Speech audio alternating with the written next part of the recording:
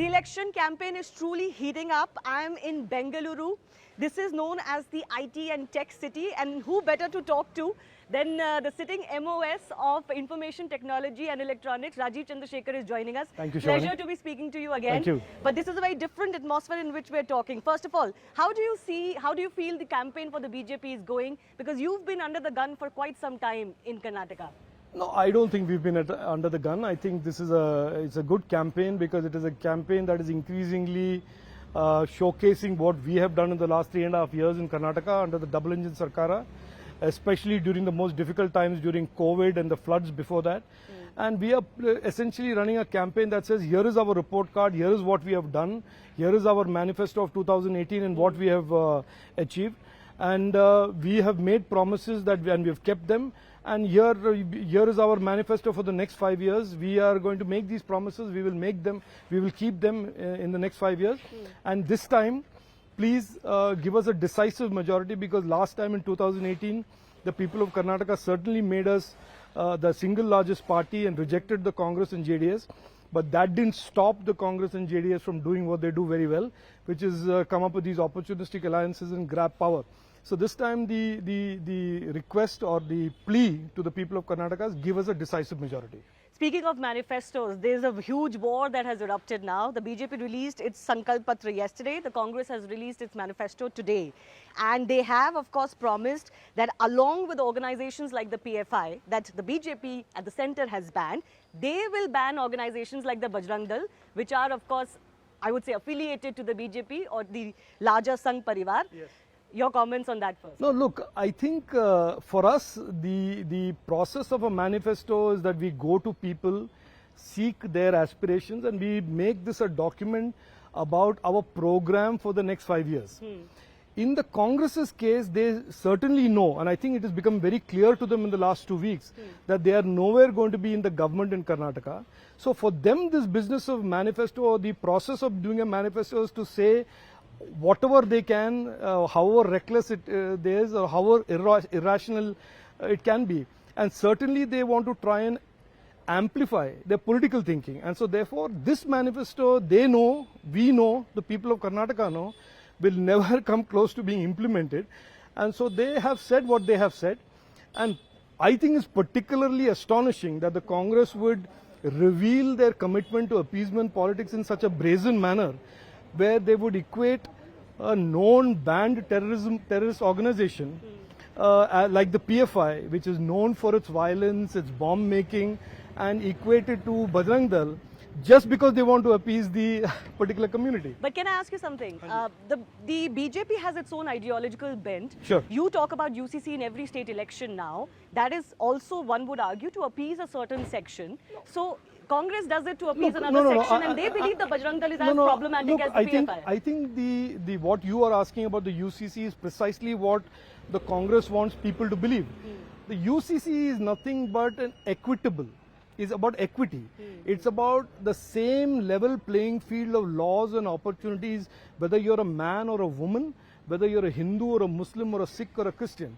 And remember, UCC is not some new concept. It exists in Goa. It exists in many parts of the country. It's a directive principle of the Constitution. Yeah, but saying that you don't want UCC is essentially pandering to the fringe elements of a particular community who want to continue gender discrimination, want to continue this staying outside the law and have a special dispensation for themselves. We have always said, Prime Minister repeats it, Sabka Saath, Sabka Vikas, Sabka Vishwas. That is our political ideology. And the UCC is completely consistent with that. Okay, let me compare the PFI and the Bajrang Dal then. Sure. Obviously, you find the PFI problematic. Yes, there have been very, very serious cases against them and links with terror also emerging. But the Congress believes that Bajrang Dal is also equally problematic. What they stand for, what they do is equally problematic. So what's wrong? I don't think if it's about, look, Shivani, this is exactly the difference between Congress's political rhetoric and appeasement and how we approach things. We don't find PFI problematic. The people who are victims of terror, people who are victims of pressure cooker bombs, people who have lost lives, limbs to PFI's activists, PFI's people and goons, they find it problematic. But Bajrang and Dal therefore, also does similar not similar, but let's say they beat people up, or there are no, cases there that are of violence hundreds. against. Look, let me be very clear. To try and conflate or equate a terrorist organization with an organization like Bajrang Dal is just so far out. It is like saying the ISIS, I mean Rahul Gandhi has tried to equate the Muslim RSS Brotherhood. and terrorist organization. It is their politics. It is about as far from the truth as you can get, and any commonsensical person, any well-meaning person understands that. But the Congress's strategy is to continue to water these divisions, these fault lines within the society that they have developed, they have nurtured over 60 years. They want to continue to pander to that. Will it backfire for them, you think? No, Because they are certainly certainly in consolidating the weight. Karnataka, I can tell you, even for the vast majority of Muslims, this continuing watering, this continuing, in a sense, encouraging of divisions and fear between communities is not something anybody likes. Nobody wants it, not at all, even the communities that they seem to be pandering to. We are all looking at every young Indian, every young Kannadiga wants to look at a brighter future. They want to look at opportunities. They want to have a discourse about development, equity, equal opportunities. And the Congress does what it's doing for the last 60 years, which is essentially the same old politics that the grandfather, the father, the grandmother did, the son or the grandson or whatever the category he falls into is doing. There is a Kannada saying, Ade Raga, Ade Hadu, the same old raga, the same old song. This is the Congress's politics. Old wine in new bottle. Yeah, the same old raga and the same old tune. The same old raga, the same old tune. Well, we'll wait and see how that plays out, especially that Muslim card. But I do want to ask you, overall, Karnataka politics or voting is also very caste-based, right? Let's not deny that. Right. You've been under the pressure a little bit because of Lingayat leaders leaving. There's been a little bit of, let's say, churn, some things have happened. Don't you think that will also hurt you as we move back towards the BJP office? No, look, I want to say this. Castes are a part of Indian society, and that is, as much as people identify as Kannadigas or Indians, they also identify with their caste identity, and that is normal. That is a phenomenon across the country, and there is nothing wrong with that. And that is because each caste have their own issues and challenges. So there is nothing wrong with that. But what we say, and the Prime Minister repeatedly said that our programs, our development model, essentially is inclusive and gives everybody, regardless of gender, caste, religion, equitable opportunity. Equitable support from the state, equitable support from the government. So Sabka Saath, Sabka Vikas is regardless of your identity, regardless of how you identify yourself, the government's dealings with you, government supports with you is equitable, fair, transparent, and you can get the same opportunity as somebody else down the road who also wants those opportunities. But don't you think some of these Lingayat leaders like Jagdish Shettar, Lakshman Savari, leaving you and saying things, No, look, even despite your attempt to increase the Lingayat and Vocaliga reservation by 2%, it will still hurt your vote base a little bit? I know Jagdish Shettarji very well. I know Lakshman Savari very well. Both of them were leaders in the BJP. The BJP this time took a decision, very clear decision, that our leadership took a decision, we wanted new faces. And so we announced 73 new faces amongst the 224 MLAs. And as a consequence of that, what happens is when you bring in new Karyakartas and new faces with new energy to drive this mission of a new Karnataka, there is obviously the consequence that the older leaders step away. In many cases, the older leaders have stepped away very graciously, keeping in mind the best interests of the state and the best interests of the party. In these two cases, they decided to keep their personal ambition ahead of what they believed was good for the state. So they did what they did. We have no problem with that. They did what they did. But I find it very hypocritical that they would jump into cahoots with the Congress, because the Congress represents everything that they fought for the last 35, 40 years.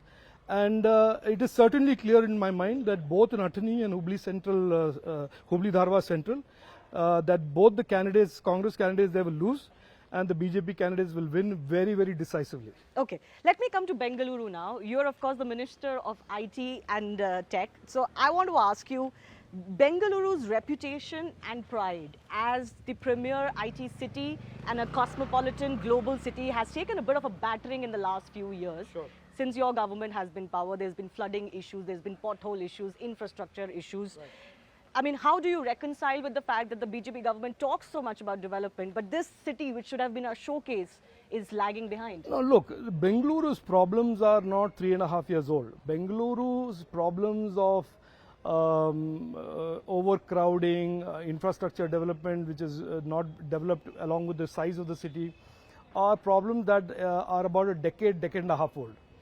And we have very certainly in 2018, when we launched our manifesto in 2018, we also had a vision for Bengaluru. And we are very determined, the Prime Minister onwards to the lowest Karyakarta in Bengaluru is very determined that Bengaluru has to transform. We need a Nava Bengaluru, new Bengaluru framework, development roadmap, a governance roadmap. And unfortunately, this time when we got the opportunity, we got it first of all 3.5 years only. 1.5 years the Congress and JDS grabbed power. In those 3.5 years, we were faced with the biggest challenges that we had to deal with, which is COVID, protecting lives, delivering vaccines, delivering ration to all of the people of Bengaluru. And despite that, we have done considerable amount of work for Bengaluru, despite the fact that in 3.5 years we were so engrossed, every man, woman in the Bengaluru government and the BBMP was so focused on staving off the COVID pandemic and its impact. So our vision for Bengaluru is very clear. We think Bengaluru, and our Prime Minister has said this very, very emphatically and clearly, that we believe Bengaluru has to be a modern city. It has to continue to be the beacon of entrepreneurship, innovation, Startups, as well as you promised in your startups, as well as maintaining and protecting the cultural heritage of this beautiful, proud city. So we don't believe it's a binary. We want to keep Bengaluru as Bengaluru, Namma Bengaluru, as well as becoming a beacon for innovation throughout the world. You know, one thing I heard from a lot of Bengalurians is that yes, of course, technology and infrastructure and development are required, but people also want a more livable city. You know, they want less traffic, more open spaces, green spaces, good pathways and footpaths to walk on. So that holistic view has to be taken. It cannot be just full throttle development. I agree, and our call this time is out of the 28 MLAs that are constituting Bengaluru. We want, and we have introduced a number of new faces in our lineup in Bengaluru. We certainly are requesting every voter in Bengaluru to give us a decisive Bengaluru mandate, not have even one Congress MLA, because they come with their own baggage of private enterprise, their desire to build steel bridges and write entries in diaries and have real estate businesses. So we certainly want Bengaluru to be taken away from the clutches of these powerful Congress politicians who have for many, many years held roost or held sway over the fate of Bengaluru and Bengalurians. Okay, final couple of questions. What do you feel about the stage of the campaign right now, especially with the Prime Minister's blitzkrieg, you know, in the final few days? And the Prime Minister and the BJP have talked quite a bit about the personal attacks against him. Is that your trump card? No. I think that the fact that they are now the Congress father and son, Karge, brother and sister, Gandhi, DK Shivkumar and his assorted cronies are all now focused on abusing the Honorable Prime Minister, tells you that they understand that the ground is shifting from under them.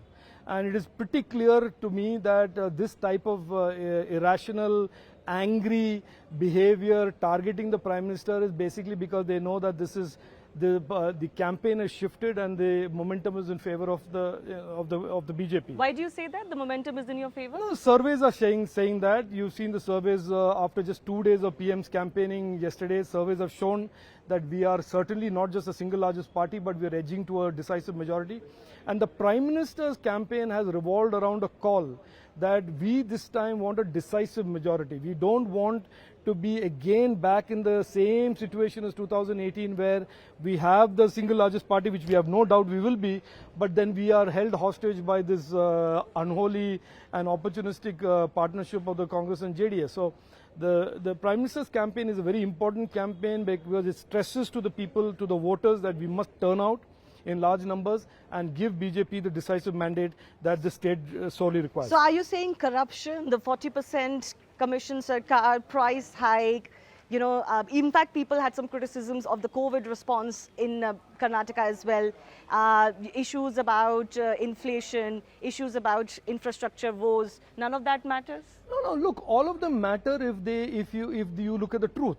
It certainly doesn't matter if you look at it through the prism of the Congress propaganda campaign. Like, for example, this 40%, I think this is they thought they were being very smart by floating this balloon of a 40% corruption, and when they were challenged by Chief Minister Bommai, saying that if you really want 20 corrupt contractors to be your reference on 40% corruption, prove one point, file a case. Even till date, they have not filed a case. This is the same Congress party, by the way, Shivani, who wanted to, under Siddaramaiah, dilute the Lokayukta. They wanted to take the ACB away from the Lokayukta. We in 2022 strengthened the Lokayukta, and even if that meant one of our own MLA sons were nabbed as a process. If there is a party today in Karnataka and the Congress that's in Karnataka and in Bengaluru that stands for zero tolerance to corruption and a real genuine fight against administrative and political corruption, it is the BJP. I think for DK Shivkumar and a party with poster boys like DK Shivkumar and Siddaramaiah to talk about corruption is not just a joke, it is mocking the intelligence of the people of Karnataka. Okay, Rajeev Chandrasekhar, final question. What gives BJP the edge? What is your one thing that gives you the edge over the Congress? Because you've had some anti-incumbency issue, tough tenure, no doubt. And the Congress Karnataka is one of those states where the Congress is the strongest actually. They have a good unit, big unit, some leaders, tall leaders here. Our advantage, Shivani, is the same advantage across the country, which is our work. And we have worked very hard. Our Chief Minister and the government, first under B.S. Yediyurappa, then under Bommai, have worked very hard, and we have a report card to show for it. We have evidence that we have worked hard, we have protected lives, we have protected livelihoods, and we have done. I'm interrupting you. Congress says out of your 600 promises last time, you fulfilled less than 10%. Look, Congress will say many things, but you know that if you push there, even one allegation, it's like a house of cards that collapses. They have mastered the art of Twitter trolling. They have mastered the art of social media where they float untruth and believe, like the old Goebbels or under Hitler, that if you say the untruth many times enough, it will become the truth. Unfortunately, they have to deal with the people of Karnataka for whom the truth really matters, and they have an ability to get to the truth regardless of what DK Shivkumar and Siddaramaiah put out there. So you're confident that the BJP is coming back to power? I am not just confident, I am 1000% confident. 1000% confident? 1000% confidence that the people of Karnataka want 5 more years of BJP double engine Sarkara. All right, we wish you all the best, Rajeev Chandrasekhar. Thanks a lot for speaking to us. Thank you. And of course, we'll catch him once again, maybe on May 13th. On the 14th, of course. Thank you. All right, thank you so much.